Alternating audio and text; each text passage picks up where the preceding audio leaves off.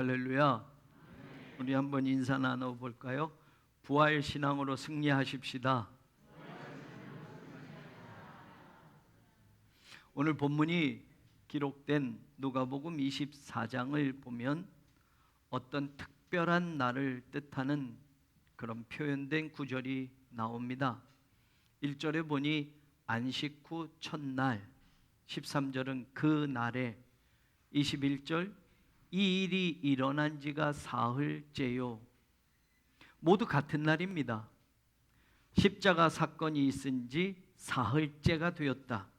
다시 말하면 주님께서 금요일에 십자가에 달려 돌아가셨으니 금요일, 토요일, 주일 사흘째가 되었다. 주일이 된 겁니다. 그리고 이날은 예수님이 부활하신 바로 그날입니다. 예수님의 제자들이고 예수님과 관계된 사람들이라면 다른 누구보다 기뻐하며 기다리는 날이어야 하는데, 누가는 당시에 예수님의 제자들과 또 예수님과 관계된 사람들의 모습을 우리에게 어떤지를 생생하게 보여주고 있습니다. 1절에 보니 안식 후 첫날 새벽에 이 여자들이 그 준비한 향품을 가지고 무덤에 가서라고 나옵니다. 이 여자들은 10절에 막달라 마리아, 요한나, 야고보의 모친 마리아와 또 함께한 다른 여자들이다 라고 되어 있고, 갈릴리 예수님의 사역에서부터 늘 예수님과 함께 도우며 걸어왔던 여인들임을 알 수 있습니다. 그런데 문제는 예수님이 부활하신 날, 다시 살아나신 날, 이 여인들은 예수님의 죽은 몸, 시신의 발을 향품을 사서 무덤으로 가고 있었다라는 겁니다. 11절을 보면 사도들은 그들의 말이 허탄한 듯이 들려 믿지 아니하나 라고 나옵니다. 예수님의 제자들은 그 여인들이 부활의 소식을 들고 그리고 제자들에게 찾아와서 예수님이 살아나셨대요 라고 전하지만 그 첫 번 반응이 무엇이었냐? 허탄한 듯이 들려 믿지 않았다라는 겁니다. 허탄한이라고 우리말로 번역된 이 히라버 단어는 쓸데없는 잡담, 그래서 킹 제임스 버전 성경에는 idle tale이라고 나옵니다. 그리고 NASB 성경에는 nonsense, 무의미한 말이라는 겁니다. 의미 없는 말이라는 겁니다. 그리고 이 단어는 의학 용어인데 과대망상증을 나타내는 그런 의학적인 용어이기도 합니다. 예수님이 살아나셨다는 말이 허튼 소리로 들렸다는 말이고 과대망상 속에서 나오는 무의미한 말이다 라고 그렇게 취급해버렸다는 겁니다. 22절에서 24절에 보면 오늘 우리가 본문의 주인공으로 삼은 두 사람의 모습이 나오는데 성경이 이렇게 기록합니다. 또한 우리 중에 어떤 여자들이 우리로 놀라게 하였으니 이는 그들이 새벽에 무덤에 갔다가 그의 시체는 보지 못하고 와서 그가 살아나셨다 하는 천사들의 나타남을 보았다 함이라. 또 우리와 함께 한 자 중에 두어 사람이 무덤에 가서 과연 여자들이 말한 바와 같음을 보았으나 예수는 보지 못하였느니라. 본문에 나오는 이 두 주인공, 엠마오로 내려가던 그 두 사람도 다른 이들과 똑같이 예수님이 부활하셨다는 걸 믿지 못하겠다라는 겁니다. 부활하신 예수님을 처음 목격한 여인들도 처음에는 부활에 대한 소망이나 기대조차도 없었기에 단지 예수님의 죽은 몸, 시신에 향품을 바르려고 무덤으로 갔습니다. 그녀들은 죽은 예수님을 만나려고 했던 겁니다. 예수님의 제자들은 부활하신 예수님을 만났다는 여인들의 말이 거짓말이나 망상이 빚어낸 쓸데없는 말로 취급해버렸고 부활했다라는 그 소식을 듣고도 믿지 않았다고 말합니다. 사도들은 아니지만 처음부터 예수님을 따랐던 엠마오로 가는 이 두 사람도 예수님이 부활하셨다고 하는 이 여인들의 말도 그리고 빈 무덤을 보고 왔다는 제자들의 말도 믿지 않고 모든 걸 포기하고 슬픈 얼굴빛을 띠고 예루살렘을 떠나 엠마오로 가던 중이었습니다. 저는 바로 오늘 이 두 사람의 이야기를 여러분과 같이 생각해 보려고 합니다. 마가복음에는 엠마오로 가는 두 제자의 이야기가 단지 2절밖에는 기록되지 않았습니다. 마태복음이나 요한복음은 아예 기록조차도 없습니다. 그런데 오늘 우리가 읽은 이 누가복음에는 이 엠마오로 가는 제자들의 이야기가 23절이나 아주 길게 기록이 되어져 있습니다. 누가는 우리에게 이들을 통해서 어떤 부활의 메시지를 전해주고자 했을까? 우리는 이 아침에 생각해 보려고 합니다. 지금 예수님의 제자들처럼 예수님 생전에 예수님과 함께 했던 두 사람이 예루살렘에서 엠마오로 가고 있습니다. 거리상으로 예루살렘과 엠마오는 10km 정도밖에 되지 않습니다. 먼 거리는 아닙니다. 그러나 이들이 예루살렘에서 엠마오로 가고 있다라고 하는 이 모습은 우리에게 큰 의미를 전달해 줍니다. 왜냐하면 엠마오로 내려가던 이 두 사람은 이전에 예수님을 따랐던 제자 그룹에 속했던 사람들이었습니다. 그들은 예루살렘에서 십자가에 못 박혀 죽으신 예수님까지만 보고 이제 그 예루살렘을 떠나가는 겁니다. 슬픈 빛을 띠고 가던 그들이었기에 이제까지 예수님을 따라왔던 지난날의 삶을 뒤로하고 떠나는 모습이 쓸쓸하고 절망스러워 보이기까지 합니다. 지금 예수님은 부활하셨는데 그 예수님을 등지고 자기 인생의 길로 돌아가는 그 자리라는 것은 신앙적으로 바라봤을 때 심각한 자리가 되는 겁니다.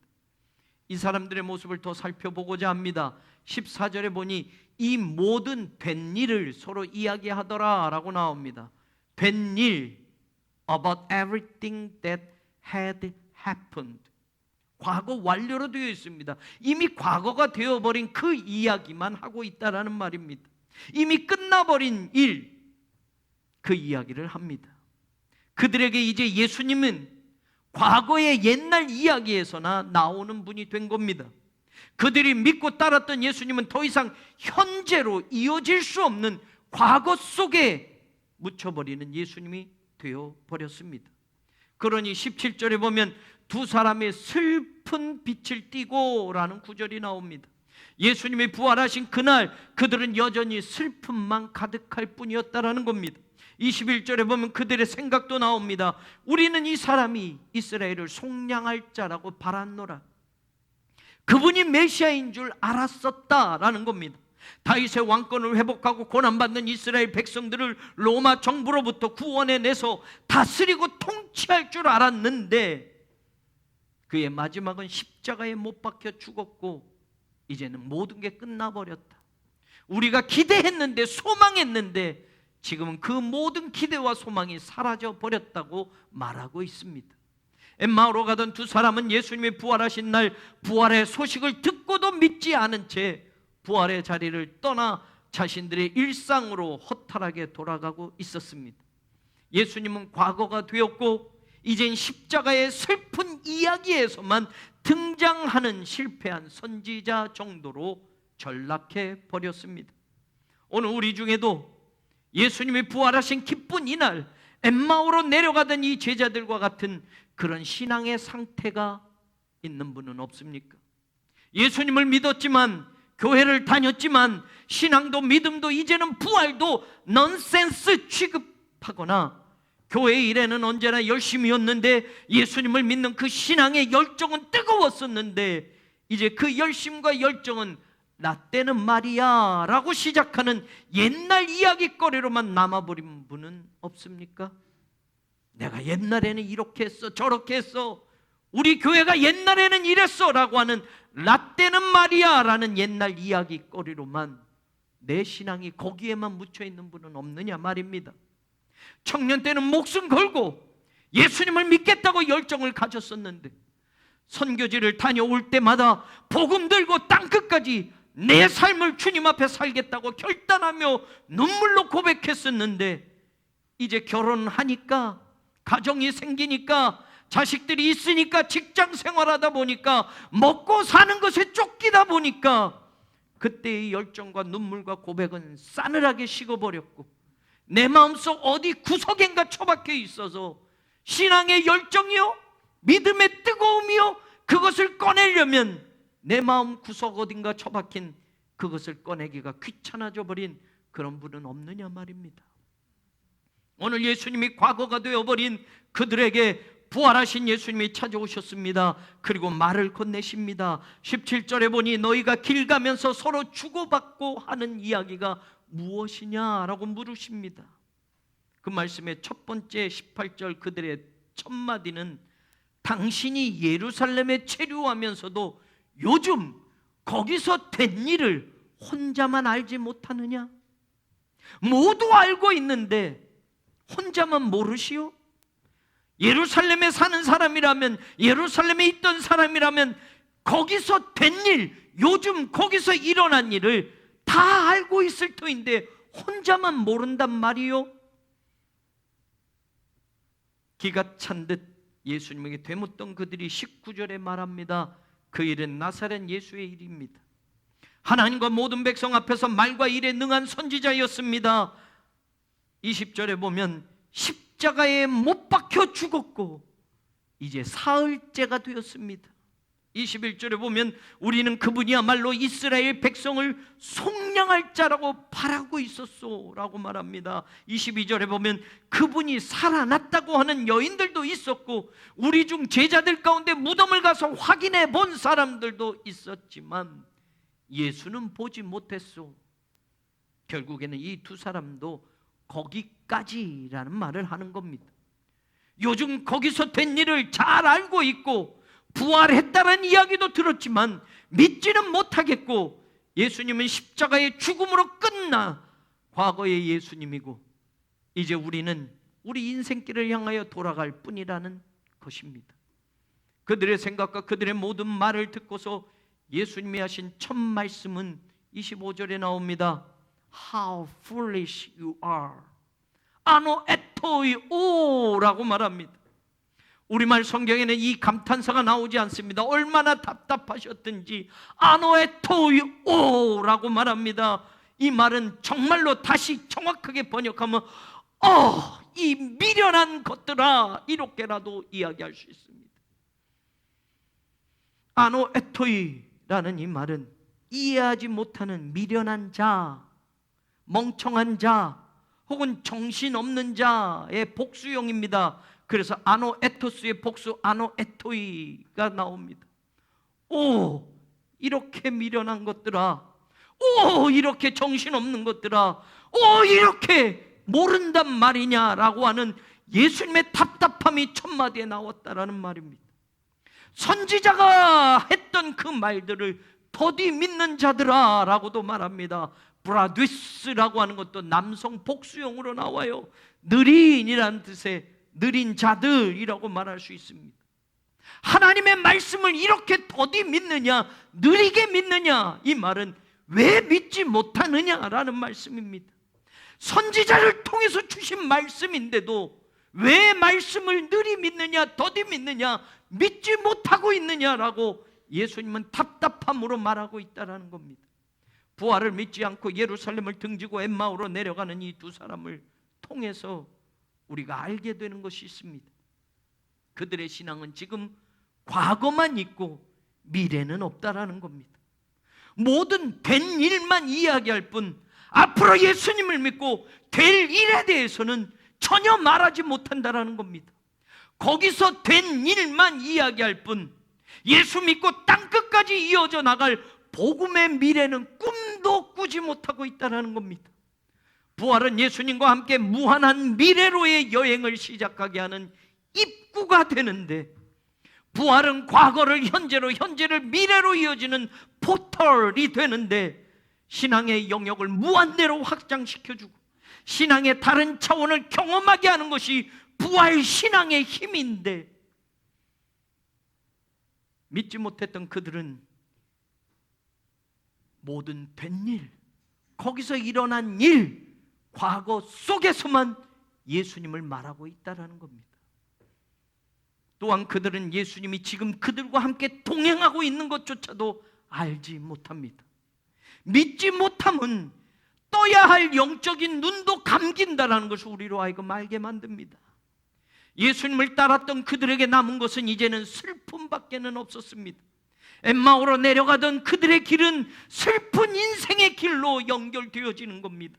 모든 게 끝났다고 생각하는 절망의 인생, 바로 그것을 향하여 가는 것밖에는 지금 그들에게 남은 것은 없습니다. 지금 그들의 모습이 그렇습니다. 사도 바울은 우리에게 분명히 선언합니다. 고린도전서 15장에 보면 그리스도께서 죽은 자 가운데서 다시 살아나셨다 전파되었거늘 너희 중에서 어떤 이들은 어찌하여 죽은 자들이 다시 부활한다라는 것이 없다고 하느냐. 만일 죽은 자의 부활이 없으면 그리스도도 다시 살지 못하셨을 것이고, 그리스도께서 만일 다시 살지 못하셨다고 한다면 우리의 전파하는 것도 헛것이고 너희의 믿음도 헛것이니라 라고 말합니다.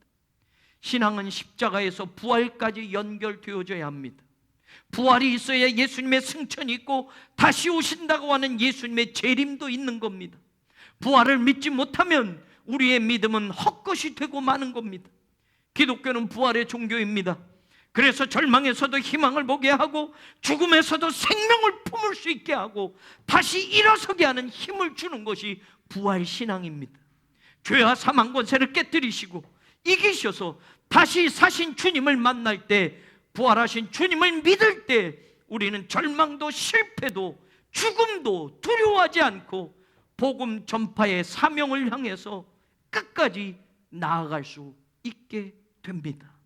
부활하신 예수님을 등지고 슬픔의 빛을 띠고 절망의 엠마오로 내려가던 이 두 사람이 부활하신 주님을 만나고 변화받은 내용이 오늘 본문에도 나옵니다. 31절에 보니 그들의 눈이 밝아져 그인 줄 알아보았다. 이제야 눈이 떠서 예수님인 줄 알아보게 되었습니다.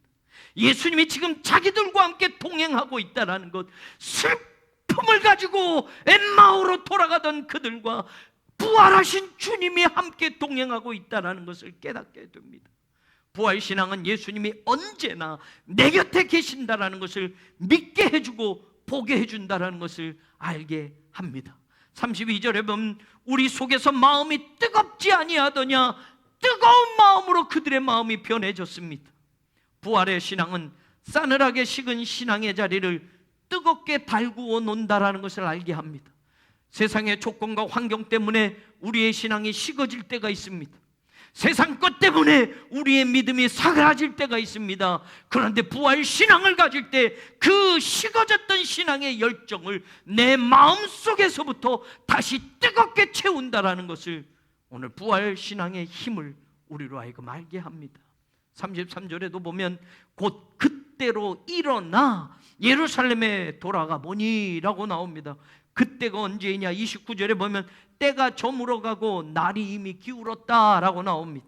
그래서 그들은 예수님께 함께 여기서 유합시다, 어두워졌으니 더 이상 길을 갈 수 없으니 여기서 자고 가자라고 말했습니다. 그런데 부활하신 주님을 만나고 눈이 떠지자 그들은 당장 그 어둠의 자리에서 일어나서 예루살렘으로 돌아갑니다.